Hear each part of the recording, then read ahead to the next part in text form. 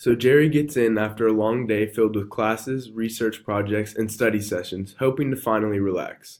As Jerry was getting ready for bed, he went to check his daily calendar to check off all the things he had completed today. And much to his surprise, he had noticed that he had somehow overlooked the fact that he has an exam. Tomorrow. He couldn't believe he had been so irresponsible and let this slip his mind. He didn't know what to do. His amygdala is the first thing triggered in his mind, evaluating the stress and fear of the current situation. This in turn starts two chains of action. One, igniting his sympathetic response, causing the release of adrenaline throughout his whole body, increasing his heart rate and breathing, accompanied with sweat and trembling of the hands. The other chain of action sends a signal to his prefrontal cortex, allowing him to analyze the information he had just received from his amygdala and being able to determine the overall significance of the situation. Successful Jerry then remembered that West Campus Library was open 24 hours, and he determined that he would treat this exam as a challenge. In order to do this, Jerry reappraised his heart rate, breathing, sweat, and trembling by channeling these physical changes to use them as motivation to study. Jerry knew that once he started studying, he would beat these feelings and prepare for his test to do the best of his ability.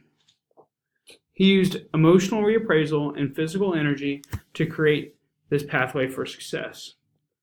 Jerry first organized his notes and homework for the class and printed out a practice test. He set a time limit for his studying to ensure that he got enough sleep so he would be able to retain what he had studied. After all this hard work, Jerry ended up getting a B on the test and was very happy with his outcome. Because he made the best out of a bad situation, this was positive enforcement and taught Jerry that he can overcome stress in the future. Unlike successful Jerry, unsuccessful Jerry allowed his amygdala to become overrun with panic and fear. His mind was flustered with rash decisions. Jerry began to feel his palms become sweaty and his body heating up.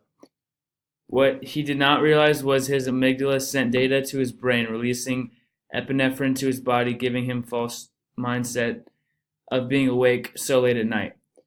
Jerry decided to try to cram for the test that night and made a trip to West Campus Library for an all-night study session. Once Jerry got to the library and began studying, he realized the reason he did not know about the test was because his professor told the class about the test in an email that Jerry checks very rarely.